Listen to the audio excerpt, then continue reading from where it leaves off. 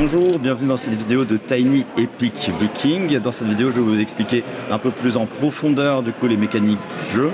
Alors, c'est un jeu de contrôle de territoire, d'expansion de clans et surtout d'interaction entre les joueurs. Je m'explique. Vous allez jouer 3 tours de jeu avec respectivement 4 cartes, 5 cartes et 6 cartes à jouer. Les cartes, qu'est-ce que c'est? Ce sont des cartes du coup Jarl, donc on va dire les seigneurs des Vikings, sur lesquels vous allez avoir plusieurs informations. Nous allons avoir la rune, donc c'est-à-dire le dieu qu'ils vénèrent le plus parmi les 3 qu'on aura choisi en début de partie. Les cartes Jarl, on peut les jouer de 2 façons différentes, soit pour la valeur de combat, soit pour les actions qu'ils peuvent nous offrir.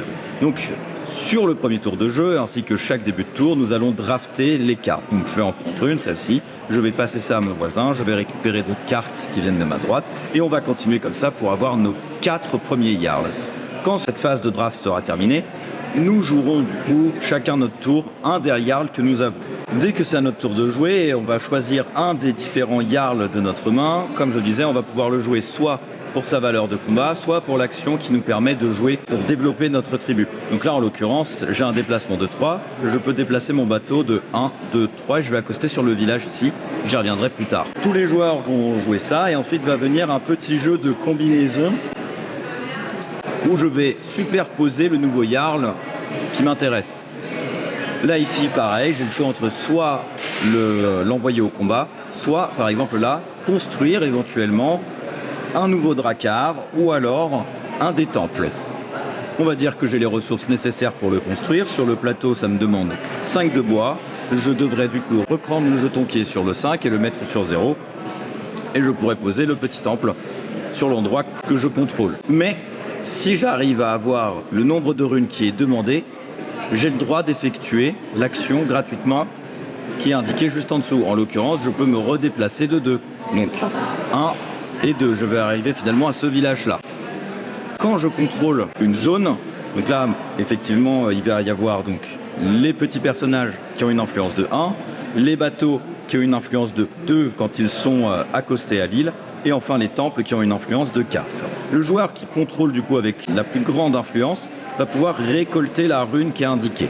Les autres joueurs, évidemment, s'ils arrivent avec plus, pourront reprendre la rune, ou si moi je m'en vais, par exemple avec des colons qui étaient présents ici, là j'ai la rune et puis après je décide de les faire traverser là, je vais devoir reposer la rune pour reprendre celle de cette île ici, d'accord? Une fois que je contrôle une des runes, je vais devoir augmenter la ferveur des dieux qui sont indiqués avec la rune. Par exemple, ici, du coup, Freya est associée à la rune orange, c'est tiré au hasard en début de la partie, et on va la faire grimper comme ça au fur et à mesure de tous les échanges qu'il peut y avoir, de toutes les reprises d'îles, et aussi des combats et surtout des morts qu'il va y avoir. Car, comme je disais, on peut les jouer de cette façon-là, mais on peut aussi les jouer face cachée pour la valeur du combat. Les combats se déclencheront au début du tour prochain. Tous ceux qui veulent rejoindre le combat vont se battre pour un sac de ressources ainsi que les fameuses runes dont on a besoin. On va retourner simultanément et on va regarder celui qui a la plus grande valeur de combat. Si mon adversaire, par exemple, avait ce personnage-là, donc c'était 2 plus le nombre de runes roses qu'il contrôle, admettons il n'en contrôle pas, dans ce cas-là, avec mon 3, je suis strictement supérieur, je vais pouvoir gagner le sac de runes et de ressources et l'ajouter à mon plateau ici. Quand un Jarl meurt, il va pouvoir du coup mourir au nom d'une des 3 divinités qui est présente et appliquer le pouvoir qui est indiqué. Ça va se dérouler du coup, comme je disais, sur 3 tours successifs et les différentes actions, du coup, ça va être développer sa colonie, mais aussi on va pouvoir brûler des villages. Pour brûler des villages, il va falloir dépenser de l'acier et ensuite je vais pouvoir les conscrire, c'est-à-dire les donner à différentes divinités. Ceci me permet d'augmenter la ferveur bien plus vite de ce dernier. À la fin de la partie, on va gagner X points de victoire. On va pouvoir du coup voir sur ce tableau-là que pour chaque rune que je contrôle, je vais gagner 6, 5 et 4 points de victoire. Enfin, là, en l'occurrence, si on prend l'exemple que j'ai ici, le dieu orange a une plus grande valeur que les 2 autres. Donc pour chaque rune que je vais avoir avec moi, ce sera 6 points. Chaque rune bleue que je vais avoir, ce sera 5 points. Chaque rune rose que je vais avoir, ce sera 4 points.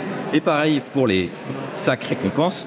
5 points pour chaque rune que je contrôle de la divinité la plus forte, etc., etc. C'est un jeu en fait où on ne peut pas ne pas se confronter aux autres. Il va falloir forcément aller faire du contrôle de cartes ou alors aller se battre pour récupérer éventuellement les ressources dont on a cruellement besoin ou alors les runes pour lesquels on va avoir forcément une majorité qui commence à se dessiner fortement. Voilà pour les explications du jeu Tiny Epic Viking. Il se joue du coup de 1 à 4 joueurs. La carte est complètement différente en fonction de si vous jouez à 2, 3 ou 4 joueurs.